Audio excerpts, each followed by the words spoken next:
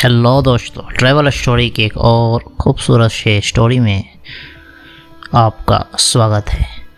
मैंने स्टेशन आने से 10 मिनट पहले ही सारे छोटे बड़े लगेज को एक जगह इकट्ठा करके रख दिया कि बस ट्रेन अब रुकी तब रुकी। और सबसे बड़ी बात कि जब ट्रेन पहले ही काफ़ी लेट हो जाए तो सारी टाइमिंग इधर की उधर हो जाती है। मतलब कि जिस स्टेशन पर जितना उस ट्रेन को रुकने का टाइमिंग है उसमें काफ़ी हद तक चेंजिंग आ जाता है। मैं इसका 2 बार शिकार हो चुका हूँ। आइंदा कभी आपको मौका मिले तो मैं इसको शेयर करूँगा। इसी बीच सारे पैसेंजर्स बोगी के दोनों साइड के दरवाज़ों को पूरी तरीके से जाम किए अपने डेस्टिनेशन पर, अपने लक्ष्य पर पहुंचने को बेताब हैं। और मैं खिड़की से बाहर देखकर अंदाज़ा लगाने की कोशिश में मशगूल हूँ, क्योंकि बाहर जो है धुंध बहुत ज़्यादा है, कुहासा बहुत ज़्यादा है और क्लियर दिख नहीं रहा। सबसे ज़्यादा टेंशन है कि ट्रेन के रुकने का टाइम मात्र 2 मिनट के आसपास है और एक साथ एक बोगी से कम 10 से 15 आदमी और उनके 30 से 40 से ज़्यादा लगेज उनके साथ हैं। तो आप अंदाज़ा लगा सकते हैं कि कितना जल्दी सबको भागना पड़ेगा। ओह, चलो स्टेशन आ गई। मैंने थोड़ा हंगामा करते हुए अपनी पारी का इंतज़ार कर रहा था। जैसे तैसे ट्रेन के खुलने से पहले मैं बाहर प्लेटफॉर्म पर आ गया और इस लंबे थका देने वाले 8 घंटे की देरी के साथ ये सफ़र कंप्लीट हुआ। यहाँ से जैसे ही मैं बाहर आया, पटरी के दूसरे साइड से बस वाले के हंगामे से प्लेटफॉर्म गूंज गया और यात्री भी दौड़ते चले जा रहे थे कि शायद उनकी आखिरी कोशिश हो कि कोई गाड़ी मिल जाए, क्योंकि लॉकडाउन की वजह से शाम के बाद गाड़ियों का चलना एकदम बहुत ही कम हो गया और 8 बजे तक नाइट कर्फ्यू भी लग जाता है और अभी 6 बजने को थे। तो लोग काफ़ी तेज़ी से अपने बैग्स को लिए हुए, अपने सामान को लिए हुए स्टेशन से बाहर भागते हुए, अफरा तफरी का माहौल चारों तरफ। मेरे भी दिमाग में यही कुछ चल रहा था कि जल्दी से जाके गाड़ी पकड़ूं, लेकिन मैं अपनी आदत से मजबूर कि भाई पहले थोड़ा मुंह हाथ धो लो, थोड़ा चाय वगैरह नाश्ता पानी हो जाए, उसके बाद ही कहीं जाने का इरादा किया जाएगा। लेकिन ये प्लानिंग सिर्फ मैं स्टेशन के अंदर ही कर रहा था, बाहर की हकीकत से अनजान कि नाइट कर्फ्यू की वजह से कुछ ही घंटों में पूरी चारों तरफ सन्नाटा होने वाला है और ये नाइट कर्फ्यू कुछ ही घंटों में लगने वाला है। इस तरह मैं बड़े ही इत्मीनान से तो नहीं, लेकिन मगर थोड़ी मुश्किल से, क्योंकि मेरे पीठ पर 2 बैग, मेरे एक हाथ में 3 झोले और एक हाथ में 2 झोले, यानी कुल मिलाकर 7 एक तरह से आप छोटे बड़े लगेज मेरे पास थे। लेकिन वज़न कम होने के कारण कोई ख़ास दिक्कत नहीं हुई। तो मैं इसी अशना में मुझे करीब ही एक पैदल पार पथ मिल गया। जब मैं स्टेशन से बाहर निकला तो मैं ऊपर जाने का कोई रास्ता खोज रहा था, ऊपर नहीं मतलब बाहर निकलने का। तो जो पैदल पार पथ होता है जो बना हुआ हर स्टेशन पर, वही मैं खोज रहा था। तो एक पैदल पार पथ मुझे मिला जो पूरे तरीके से सपाट था मतलब उसमें कैरियर ले जाने के लिए, वो मतलब काम धाम करने के लिए आसानी उसमें की गई थी कि आसानी से उसमें साइकिल, बाइक और इसी तरह के कैरियर्स को ले जाया जा सकता था। और इस पर मैं चढ़ गया और उसमें लगभग हर 20 से 30 मीटर के बाद टर्न था और जब मैंने चलना शुरू किया तो इसी तरह के 5-6 टर्न से गुजरना पड़ा, यानी वो काफ़ी घुमावदार था। वो उस पर घूमते आखिरकार मैं एक सीधे प्लेटफॉर्म के दोनों तरफ से जोड़ने वाले जो सीधा रास्ता होता है, जिसे दोनों तरफ प्लेटफॉर्म दिखता है, उस पर मैं आ गया और सीधे चलते हुए स्टेशन के बाहर में आ गया। और यहाँ चारों तरफ का जो हंगामा मचा हुआ था, ऑटो, टैक्सी, बस और बस के ड्राइवर, एजेंट्स तरह तरह के लोगों से मशगूल थे, लोगों से बात करने में कि आपको कहाँ जाना है, रिज़र्व करना है, क्या करना है, इधर आएँ। हंगामा मचा हुआ था कि आवाज़ें काफ़ी तेज़ी से आ रही थी। और जो लोग फैमिली के साथ आए थे वो तो छोटी गाड़ियों को रिज़र्व करके चल दिए, लेकिन जो लोग अकेले थे वो अपने डेस्टिनेशन पर पहुँचने के लिए ऑटो, टैक्सी, बसेस के पास अपने एरिया के गाड़ियों का अंदाज़ा लगाने मशरूफ़ थे कि कौन सी गाड़ी कहाँ जा रही है, कैसे जा रही है, हमारा कुछ क्या जुगाड़ बनता है कि नहीं। इस तरह से लोग काफ़ी बिजी थे और मेरा हाल भी कमोबेश कुछ ऐसा ही। जब मैंने 2-4 ड्राइवर से पूछा तो मैंने ये अंदाज़ा लगाया कि बस से ही जाना पड़ेगा, क्योंकि कोई ऑटो नहीं मिल पा रहा था। इसी तरह मैं थोड़ी दूर पैदल चलकर और आसपास के जो स्टेशन पर दुकान होते हैं, चारों तरफ दुकान थे थोड़े छोटे मोटे, और फिर भी काफ़ी अच्छा भीड़ भाड़ था वहाँ पर, लेकिन मुझे भीड़ भाड़ से कोई मतलब नहीं था, मुझे घर पहुँचना था जल्द से जल्द। तो थोड़ी दूर मैं पैदल चलकर बसों के अड्डे के करीब आ गया। यहाँ भी मुझे आधी खुशी नसीब हुई। मैं ऐसा इसलिए बोल रहा हूँ क्योंकि ये बस जो है आधे रास्ते तक ही जाती थी और उसके बाद मुझे कोई और जुगाड़ करना पड़ता। मैंने सोचा कि चलो भाई, आधा सफ़र तो मुकम्मल हो, फिर आगे देख लिया जाएगा। और इस तरह मैं कुछ सोचते हुए बस में दाखिल हुआ। ये एक मिनी बस थी और सीट भी इसका जो है काफ़ी कंजस्टेड था, काफ़ी एकदम कॉम्पैक्ट सीट था, एक दूसरे से करीब करीब सीट था। और बीच में जो एक कॉरिडोर होता, गलियारा जो बस का होता गुज़रने का, वो भी काफ़ी नैरो था, काफ़ी संकीर्ण था। इसी कॉरिडोर में जब मैंने अपना पहला कदम आगे बढ़ाया तो एक आवाज़ है, अरे देख के थोड़ा। हुआ यूँ कि मेरे जूते के नीचे किसी के पैर की एक उंगली आ गई और वो ज़ोर से चीखा। खैर मैंने माफ़ी मांगी और जैसे तैसे करके जहाँ तहाँ अपना लगेज को एडजस्ट करके मैं एक खाली सीट पर बैठ गया। कड़ाके की ठंड थी और बस की कुछ खिड़कियाँ तो थी ही नहीं, लेकिन मेरे दाहिने साइड की खिड़की दुरुस्त थी, तो मैंने अच्छे से उसको पूरी तरीके से बंद कर दिया, कुछ हवा ना आए अंदर। काफ़ी ठंड बहुत ज़्यादा थी। चूँकि अब और पैसेंजर के आने की उम्मीद ना थी तो आधा खाली बस ही चल पड़ा। ये धुंध से भरी सफ़र का आगाज़ हो गया। मैं खिड़कियों से बाहर की तरफ देखता तो दूर से कहीं 100 वाट के बल्ब की धुंध से छनती हुई लाइट बसों के विंडोज़ से टकराती मेरे चश्मे से गुजरकर आंखों में समाती हुई बड़ा ही सन्नाटे सा नज़ारा पेश करती है। दूर दूर तक न रोड पर न दूर कोई गाड़ी दिखती थी, न कोई इंसान, न कोई आदमी, न कोई आदमजात दिखता था। सन्नाटे को धीरे धीरे चीरती हुई क्रॉस करती ये मिनी बस अपने यात्रियों को उनके गंतव्य स्थानों पर ड्रॉप करते हुए आखिरकार अपना पूरा लेकिन मेरा आधा सफ़र मुकम्मल करके रुक गई।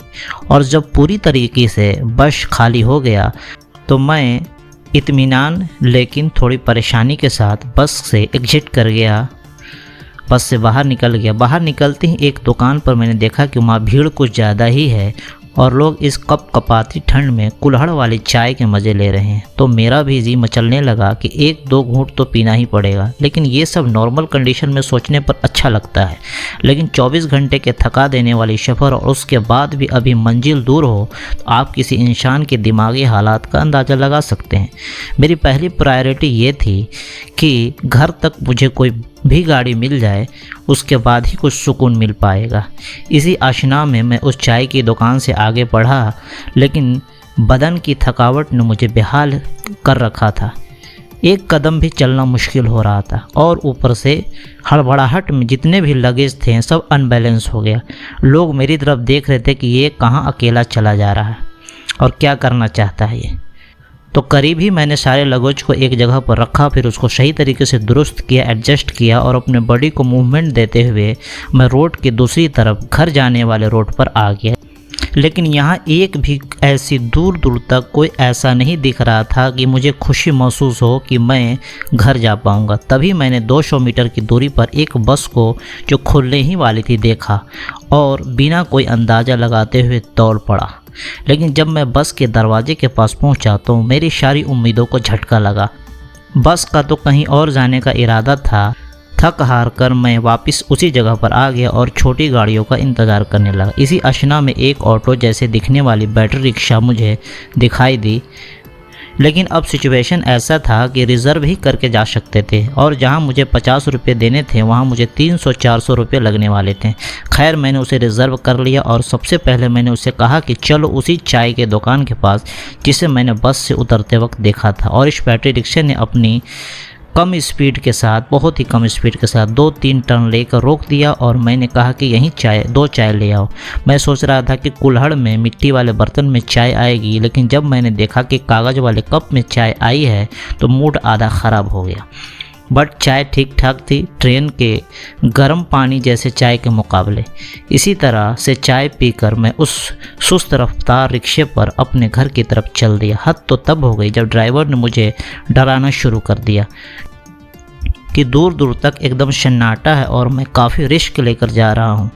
शुरू में तो मुझे ये उतना प्रभावित न कर सका, लेकिन ज्यों ही मैं शहर से दूर होता गया ड्राइवर की बात मुझे सच होती दिखने लगी। सबसे ज़्यादा टेंशन वाली बात ये थी जो मैं सही से शुरू में नोटिस न कर सका कि इसकी स्पीड जो है मैक्सिमम थी 25 से 26 किलोमीटर पर आवर, और अभी ये उससे भी कम यानी 15 से 20 किलोमीटर पर आवर की रफ्तार से चल रही थी। मतलब साइकिल फुल स्पीड से भी कम, यानी जो साइकिल की स्पीड होती है मैक्सिमम उससे भी कम स्पीड से ये चल रही थी। ऐसा लगता था जैसे कोई भी पैदल सवार उसको आसानी से पकड़ सकता है। चूँकि इस बैटरी रिक्शे में कुछ दम ना था, बस बैटरी का कुछ वज़न होगा। अब ये देखो कि इसने भी यानी ड्राइवर ने भी हद कर दी। एक तो कुहासा चारों तरफ से फैला हुआ था और ये जनाब बैटरी बचाने के चक्कर में अगल बगल की चलती छोटी बड़ी गाड़ियों के हेडलाइट्स की मदद से चल रहे थे। यानी कि अगल बगल के हेडलाइट्स को जो गाड़ियों की रोशनी आ रही थी थोड़ी बहुत, उसी को देखकर चला रहे थे और अपने गाड़ी की हेडलाइट्स को पूरी तरीके से बंद किए हुए थे। और मैं मन ही मन सोच रहा था कि ये चाहता क्या है। अभी मैंने उससे इसकी वजह जाननी चाहिए थी कि इसे ज़रा भी अंदाज़ा न हुआ कि रास्ते में एक ट्रैक्टर बालू गिरा हुआ है और बस इसने उस बालू पर अपने रिक्शों को चढ़ा दिया।